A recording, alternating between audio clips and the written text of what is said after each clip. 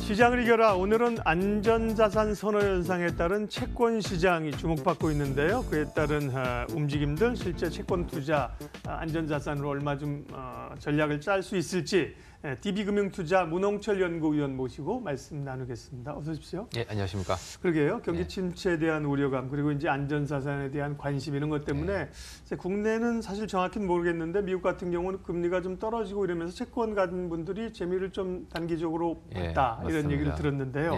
국내에도 이제 채권 시장으로 자금이 좀 유입이 되고 있습니까? 예, 그 분위기가 굉장히 자주 바뀌어가지고 저도 말씀을 좀 구분해서 드려야 될 것 같은데. 확실히 지난달 말, 그러니까 작년 말까지죠. 작년 말까지는 굉장히 주식시장 굉장히 힘들었고, 그 반대급부에 있는 게 이제 채권이기 때문에 채권 쪽으로는 자금이 많이 들어왔습니다. 또 이제 신흥국 쪽에 어떤 경기 둔화 우려가 또 강해졌고, 미국 같은 경우에도 뭐 한참 좋다가 또 뭐 10월달 지나면서부터 경기 우려가 많이 심해졌잖아요. 그리고 이제 미국 같은 경우에 특히 연말에 제조업 지수나 이제 서비스업 지수가 안 좋다 보니까 이제 그런 것 때문에 좀 안 좋았어요. 그래서 이제 금리는 많이 떨어졌습니다. 근데 이제 새해 들어서는 또 분위기가 좀 완전히 바뀌었습니다. 특히 지난주 말에 이제 파월 의장이 나와서 연설 어떤 토론회에서 얘기를 하면서 향후의 통화 정책에 대해서 이제 상당히 비둘기적으로 얘기를 한 게 분명히 있었고요. 그 오늘 새벽에도 이제 FOMC 12월 의사록이 나왔는데 이 12월 당시에 이제 기억을 해보시면은 미국 연준의 그 통화정책 회의에서 금리를 인상하면서 전도표를 내리긴 했지만 그 인터뷰 자체가 그렇게 비둘기적이진 않았어요. 그렇죠. 당시에 좀 매파적이었습니다, 사실. 그래서 이제 시장이 굉장히 힘들어했는데 오늘 새벽에 발표된 FOMC 의사록 자체 내용을 보면은 그때와는 또 분위기가 좀 다르게. 연준 인사들이 상당히 비둘기적인 내용들을 말을 이제 했습니다.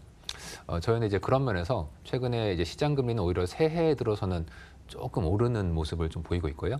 그건 이제 채권 가격이 떨어졌다는 얘기이기 때문에 전반적으로 새해 들어서는 좀 분위기가 바뀌는 모습을 저희들은 좀 보고 있습니다. 그것도 좀 웃기는 얘기예요. 12월 FOMC 끝나고 나서 파월 의장이 기자회견 했는데 그때는 뭐 계속해서 외부에서 흔들어대도 자기 길을 가겠다는 식으로 얘기를 했는데 그때 회의록을 지금 지나서 공개했더니만 상당히 비둘기적이었다는 걸로 나왔다. 맞습니다. 그러면 그 전달을 사실 잘못했다는 거잖아요. 그렇죠. 예. 그러니까요. 저희가 볼 때는 이유가 좀 있다고 봅니다. 뭐냐면은 결국은 이제 트럼프 대통령인데요. 우리들도 그렇지만 제가 막상 이제 공부를 막 하려고 학생들이 하는데 갑자기 엄마가 와가지고 공부해라 이러면은 하기 싫잖아요. 그래서 막 일부러 엇나가고 파월 의장 같은 경우에도 자기가 연준 의장이고 독립적인 자리인데 계속 트위터로 이제 트럼프 대통령이 자기를 흔들다면은 아주 처신하기가 이제 힘든 거고 이제 어쩔 수 없이 12월에는 약간 이제 매파적인 얘기를 할 수밖에 없었을 것 같고요. 트럼프 대통령이 최근에 미국 주가가 떨어지니까 자기 참모들을 소집해가지고 크리스마스 전에 야 도대체 왜 주가가 이렇게 떨어지냐 물어봤대요. 그러니까 참모들이 연준을 너무 흔들어서 그렇습니다. 앞으로는 좀 조용히 계십시오. 이런 얘기를 뭐 해드렸다고 해요. 그래서 요즘은 좀 트럼프 대통령이 트위터로 연준 의장에 대해서는 좀 항구하고 있는 그런 모습입니다. 국내 채권 시장에는 사실 지난해 그 주식 쪽에서 자금이 계속 빠져나갔고 채권 쪽은 괜찮은 것처럼 보이다가 결국 채권에서 자금이 좀 유출됐었잖아요. 그런 그렇습니다. 우려들이 있었는데 최근에는 그쪽도 시장 흐름이 좀 자금 흐름이 좀 바뀌었습니까? 이 채권 쪽 외국인 자금 흐름이요. 이게 굉장히 재밌습니다.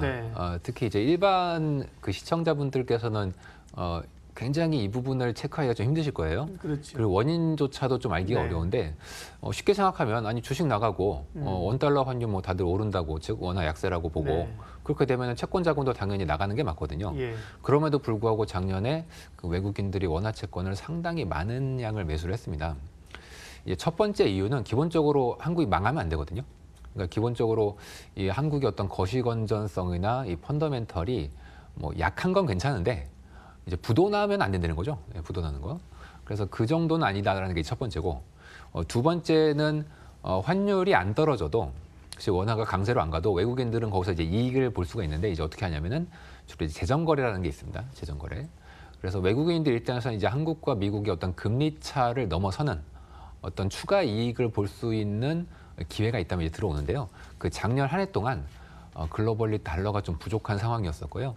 그런 과정 하에서 달러를 갖고 있는 외국인 입장에서는 내가 달러 좀 빌려주고 원화 빌려다가 그걸로 이제 원화 채권을 사면은 일종의 이제 차익 거래가 생기는 상황이었고 그 작년에 굉장히 외국인들이 많이 했었고요. 지금 연초에도 외국인들이 그 차익 거래를 많이 하고 있습니다.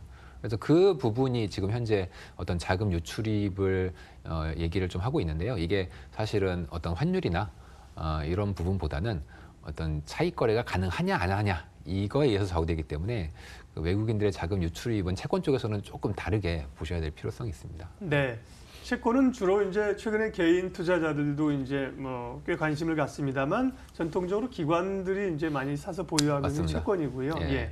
주식보다도 이제 더 큰 규모가 이제 채권인데 매니저들도 이로는 헷갈리겠는데 맞습니다. 지금 예, 지금 연초에 분위기가 많이 달라졌으니까요. 그러니까요. 예. 주식 비중을 좀 줄이고 채권으로 가려고 했는데 다시 좀 넘어오는 분위기라 채권을 그렇죠. 더 늘려야 되나 조금 멈춰야 되나 고민일 것 같습니다. 채권 시장 1월 분위기가 어떨 것 같아요? 1월 분위기는 지금 보통 기관들이 1월에 좀 돈이 들어오는 경향이 있습니다. 네. 예, 새해. 그래서 자금 집행이 새해 보통 많이 있기 때문에 뭐 금리가 뭐 오르겠냐. 경기가 그렇게 좋아지는 것도 아닌데 네. 그래서 그래도 채권은 좀 금리가 오르면 사야 되는 거 아니냐 이런 생각이 이제 일반적이고요.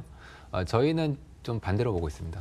저는 반대로 지금 새해 들어서 분위기가 많이 바뀌었고 글로벌리 달러가 좀 부족했던 상황이 새해에 저희는 풀릴 수 있는 환경이라고 보고 있기 때문에 가끔 이제 보시면은 미국이 비둘기 쪽으로 나왔고 기준금리 별로 안 올린다는 건데 그럼 채권금리가 떨어져야 되는 거 아니야? 이렇게 생각하시는 분이 계실 것 같아요.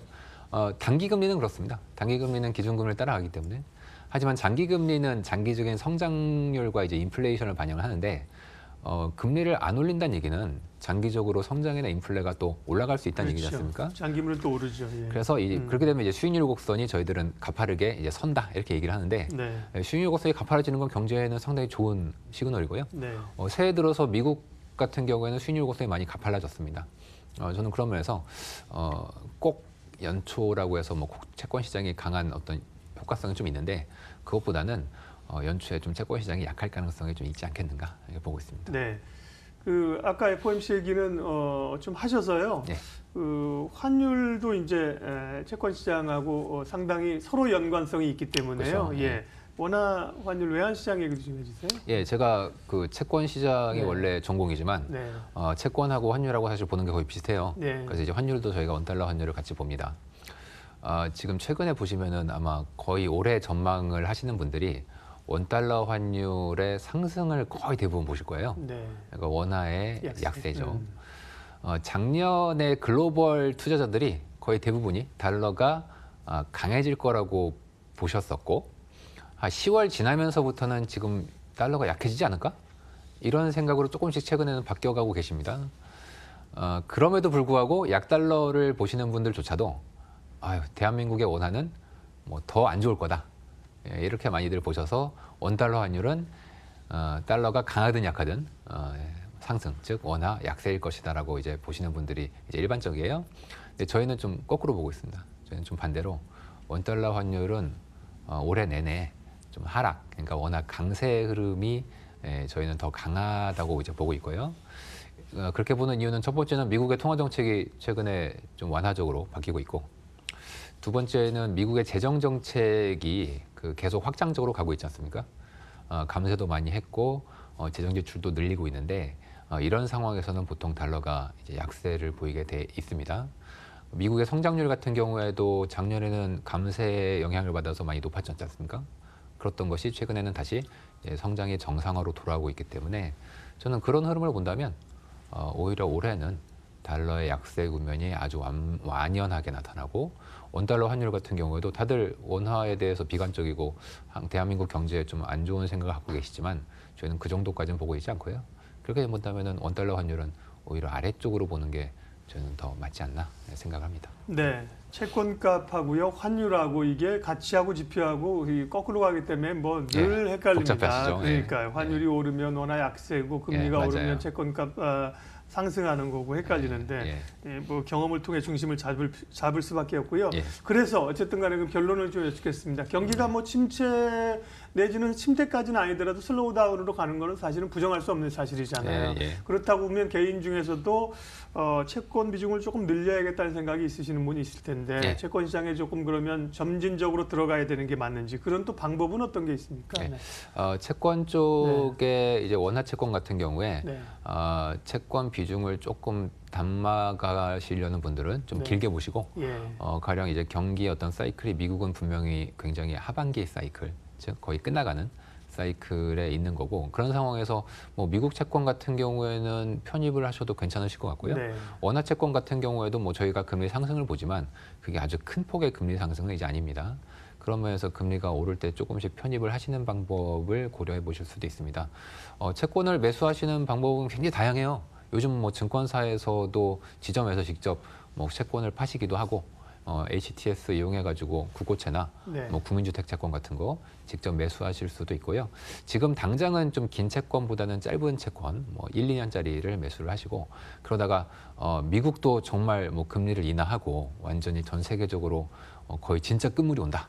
이런 생각이 드시면은 조금 긴 채권으로 담아가시는 것도 괜찮은 전략입니다. 채권형 펀드 이런 것도 괜찮네요. 네, 채권형 펀드도 이제 가지고 계시면은 일반인들 같은 경우에는 편입하시기에 가장 편한 것 같고요. 채권형 펀드에 직접 드시는 방법도 있고, 뭐 주식하시는 분들은 귀찮으면 그냥 HTS에서 주식 매매하듯이 채권형 ETF가 또 있기 때문에 그냥 ETF 매입하시면 채권을 매입하실 수 있습니다.